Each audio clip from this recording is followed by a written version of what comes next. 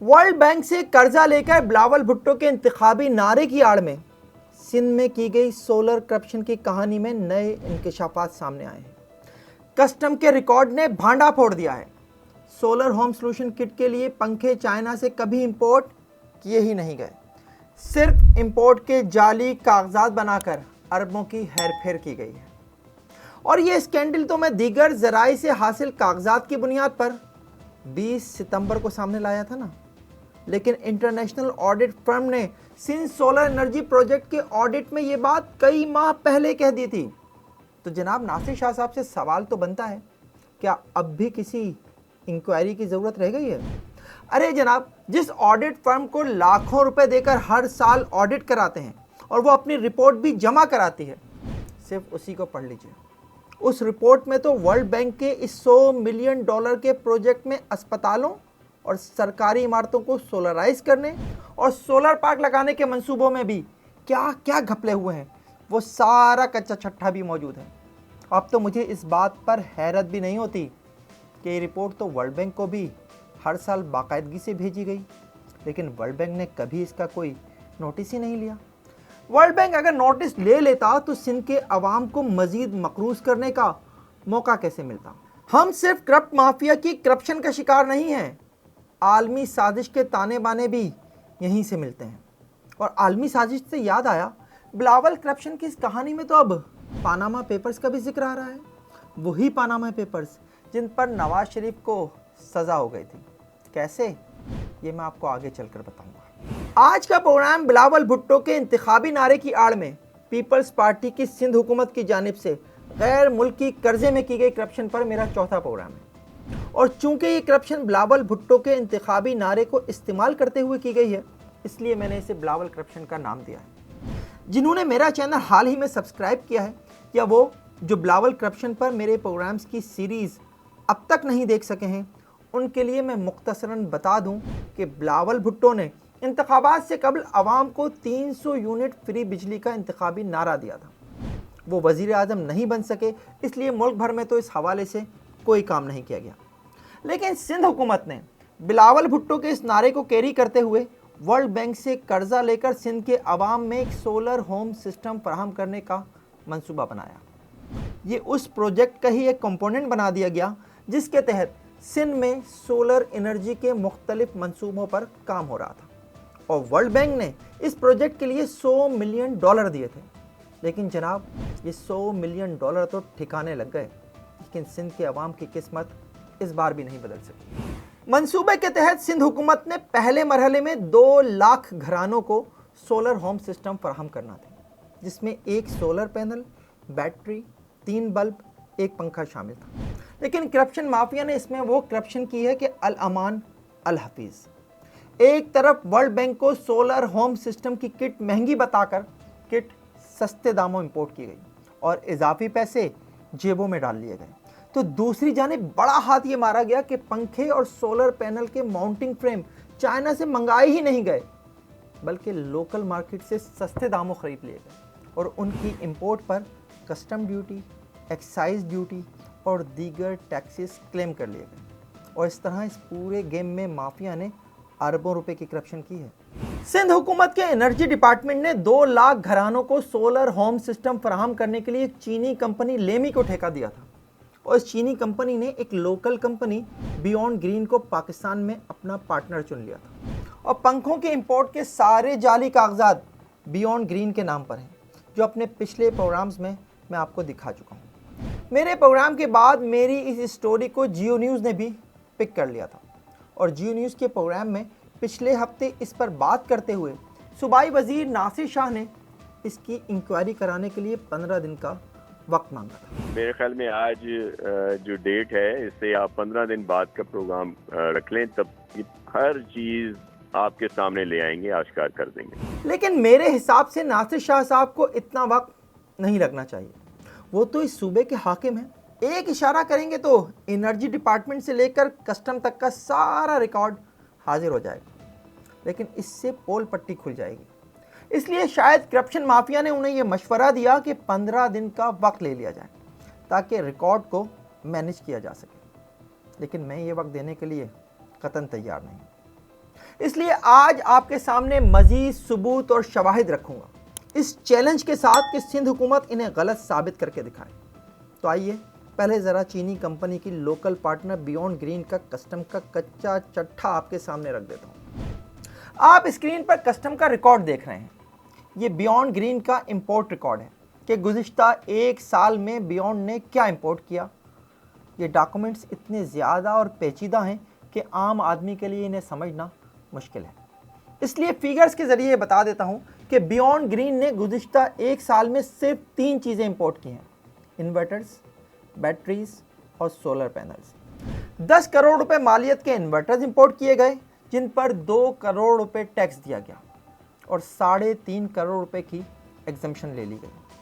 इसी अरसे में बियॉन्ड ग्रीन ने 55 करोड़ रुपए की लिथियम बैटरीज इंपोर्ट की जिन पर 17 करोड़ रुपए टैक्स दिया गया और 18 करोड़ रुपए की छूट ले ली गई। और तीसरी चीज़ जो इस अरसे में बियॉन्ड ग्रीन ने इंपोर्ट की है वो है सोलर पैनल्स। बियॉन्ड ग्रीन ने 6 अरब रुपए के सोलर पैनल्स इंपोर्ट किए। इन पर सिर्फ 1 करोड़ 60 लाख रुपए टैक्सेस अदा किए गए और 1 अरब 80 करोड़ रुपए की टैक्सेस की छूट ले ली गई। बियॉन्ड ग्रीन की जानिब से टैक्सेस पर इतनी बड़ी छूट लेने की भी तहकीकात होनी चाहिए। खैर, असल बात पर आते हैं। कस्टम के रिकॉर्ड के मुताबिक चीनी कंपनी लेमी की लोकल पार्टनर बियॉन्ड ग्रीन ने कभी सोलर फैन इंपोर्ट नहीं किए और कस्टम का ये रिकॉर्ड साबित करता है कि सिंध हुकूमत की नाक के नीचे करप्शन माफिया ने पंखे लोकल मार्केट से खरीदकर उनकी इंपोर्ट के जाली कागजात बनाए और अरबों की करप्शन की। पंखों की इंपोर्ट के जाली कागजात वही हैं जिन पर असल में जनूबी अफ्रीका से लिथियम बैटरीज इंपोर्ट की गई थी। कस्टम के इस डेटा पर दिन रात काम के दौरान मेरे सामने एक और चीज़ भी आई कि चीनी कंपनी लेमी को तो 2 lakh solar home system kits फराहम करने का ठेका दिया गया था, लेकिन जब इस डेटा में बियॉन्ड ग्रीन की जानिब से मंगवाए गए सोलर होम सिस्टम की तादाद को मैंने कैलकुलेट किया तो पता चला कि किट्स पूरी नहीं आई। किट्स इंपोर्ट की गई 1,77,973, यानी 22,027 किट्स कम इंपोर्ट की गई। डॉलर में हिसाब लगाया जाए तो 45,81,616 डॉलर की किट्स आई ही नहीं और पाकिस्तानी रुपए में ये रकम बनती है 1 अरब 28 करोड़ 28 लाख 52,480 रुपये। अब ये कमी पूरी ही नहीं की गई या पंखों की तरह लोकल मार्केट से ही खरीद कर पूरी कर दी गई और इस पर भी जाली कस्टम ड्यूटी और टैक्सेस क्लेम कर लिए गए, ये तो नासिर शाह साहब ही बता सकेंगे। लेकिन नासिर शाह साहब जो बताएंगे वो वही बताएंगे जो उन्हें उनका डिपार्टमेंट बताएगा और उनका डिपार्टमेंट तो उन्हें पहले ही शर्मिंदा करा चुका है उन पंखों की इंपोर्ट के कागजात फराहम करके जो इंपोर्ट किए ही नहीं गए। और नासिर शाह साहब ने ये डॉक्यूमेंट्स जियो न्यूज़ को भेज दिए और जियो न्यूज़ ने उन्हें ना सिर्फ एयर किया बल्कि उन्हें जाली भी करार दिया। नासिर शाह साहब कोई है जो आपको भी बना रहा है। सिंध हुकूमत के एक महकमे में अरबों की करप्शन और उस पर मुकम्मल खामोशी ये साबित करती है कि कोयले की इस दलाली में सबके हाथ काले हैं और मेरे पास इसका भी डॉक्यूमेंट्री प्रूफ है। EY फोर्ड रोड्स एक इंटरनेशनल चार्टर्ड अकाउंटेंट फर्म है, एक ऐसी फर्म जो दुनिया की 3 बड़ी कंसल्टेंसी फर्म में से एक है जिन्हें बिग 3 भी कहा जाता है। EY Sindh solar energy project का ऑडिट करती है। मेरे पास उसकी 2021, 2022, 2023 और 2024 की ऑडिट रिपोर्ट्स हैं। चौंका देने वाली रिपोर्ट्स हैं। मैं अगर वो रिपोर्ट्स पूरी आपके सामने रख दूं तो आप सर पीट लेंगे, लेकिन मैं अभी सिर्फ जनवरी 2024 से दिसंबर 2024 तक की ऑडिट रिपोर्ट दिखाऊंगा और ये रिपोर्ट एनर्जी डिपार्टमेंट और वर्ल्ड बैंक को अभी 2 माह पहले ही जुलाई में सबमिट भी हो चुकी है। 157 सफ़हात पर मुश्तमिल ये ऑडिट रिपोर्ट चीख चीख कर कह रही है कि सिंध में सूरज की रोशनी से बिजली पैदा करने के मंसूबे के लिए वर्ल्ड बैंक से $100 मिलियन कर्जा लेने के बाद इसमें हर कदम पर करप्शन की गई है। चाहे वो सोलर पार्क बनाना हो या सरकारी अस्पतालों समेत सरकारी दफातर को सोलर पर मुंतकिल करना या बिलावल भुट्टो के इंतखाबी नारे के तहत 2 लाख घरानों में सोलर होम सिस्टम्स तकसीम करना।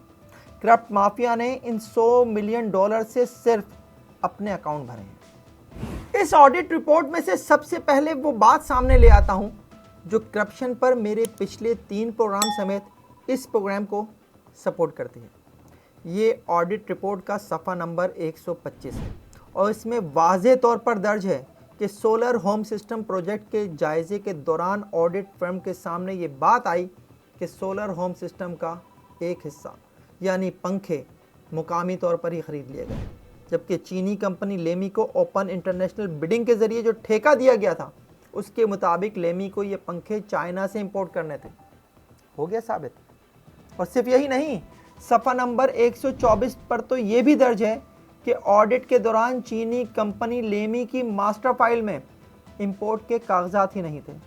और इंपोर्ट के कागजात तो क्या, लेमी की मास्टर फाइल में कंपनी का 3 साल का फाइनेंशियल स्टेटमेंट और आखिरी 10 सालों में 3 मिलियन अमरीकी डॉलर मालियत के 3 कॉन्ट्रैक्ट समेत कई अहम डॉक्यूमेंट्स भी मौजूद नहीं थे।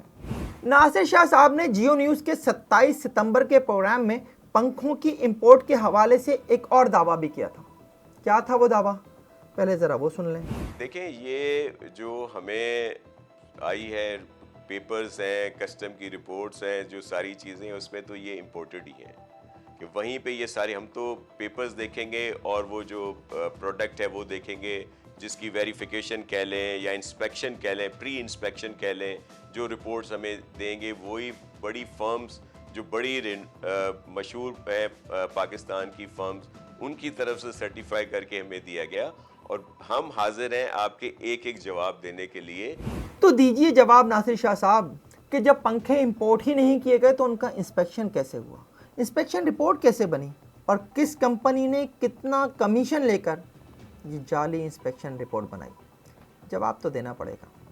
वैसे तो एनर्जी की ये वजारत अब वज़ीर आला सिंध मुराद अली शाह साहब के पास है और वो अब इन एक्शन भी नज़र आ रहे हैं।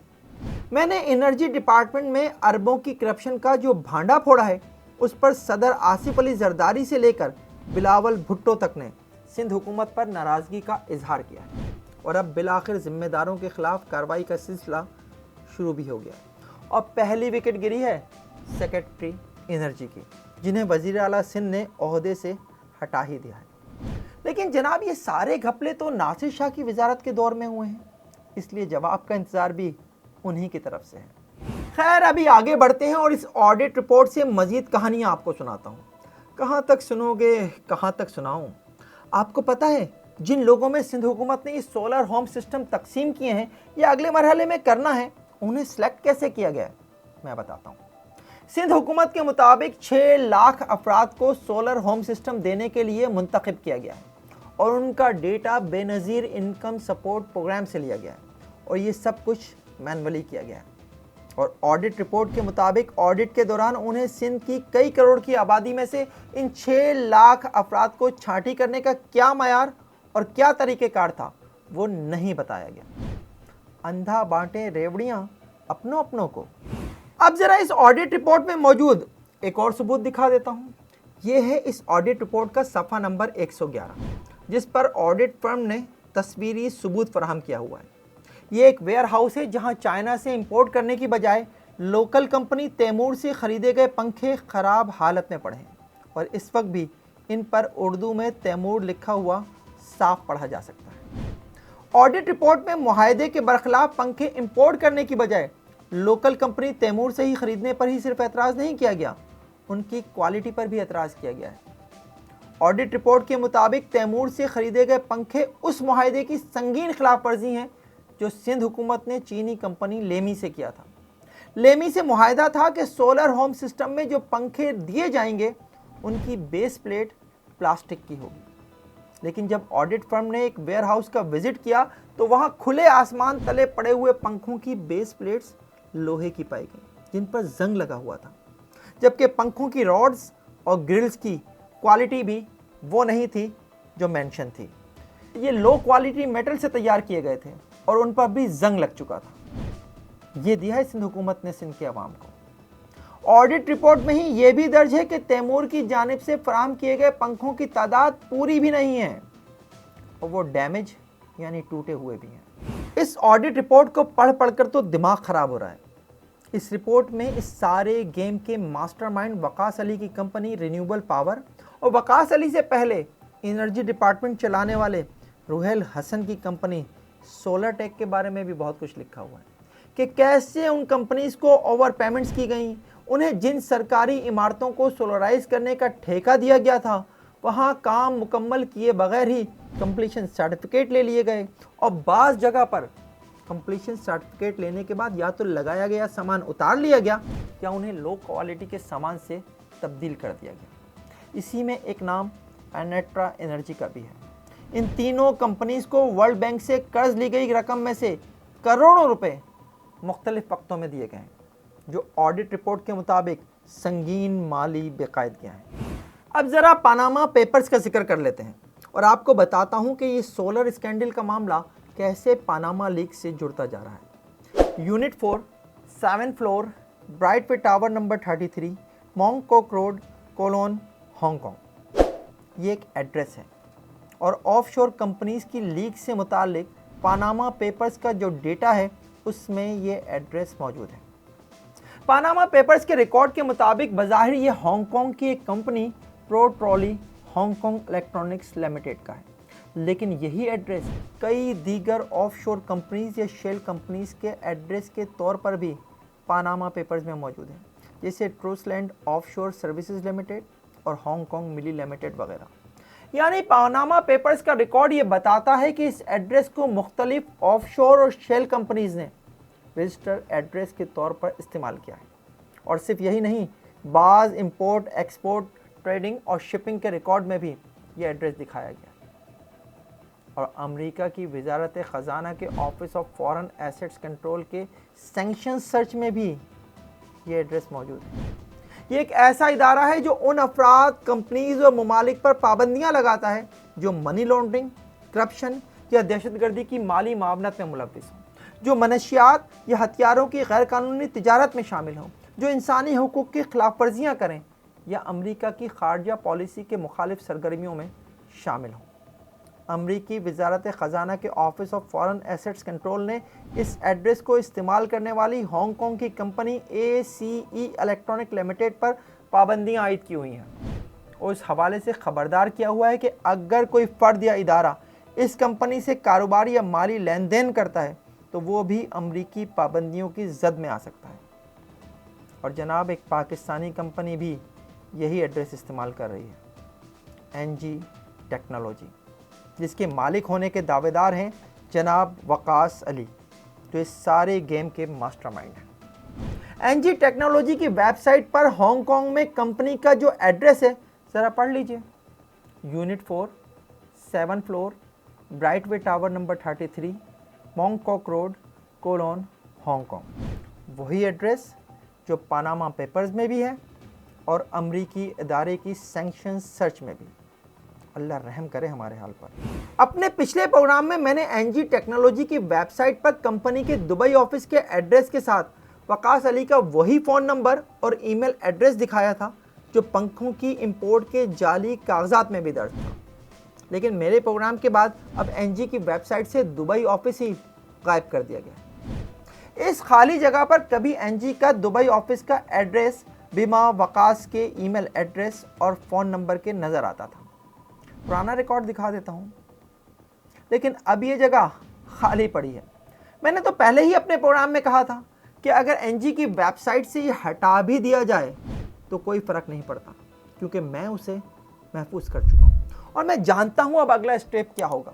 NG की इस वेबसाइट से हांगकांग ऑफिस का एड्रेस भी गायब कर दिया जाएगा। लेकिन यहाँ मैं मुल्की इदारों से दरख्वास्त ज़रूर करूँगा कि इस मामले की मुकम्मल तहकीकात होनी चाहिए कि एक मुश्तबा एड्रेस जो पनामा पेपर्स और पाबंदियों से मुतालिक अमरीकी इदारे की सर्च में मौजूद है, एक पाकिस्तानी कंपनी कैसे इस एड्रेस का इस्तेमाल कर रही है। ये पाकिस्तान के लिए किसी मुश्किल का सबब भी बन सकता है। ये प्रोग्राम आपको कैसा लगा कमेंट सेक्शन में कमेंट करके ज़रूर बताइएगा। देखते रहिए FIR, जब तक करप्शन बाकी है।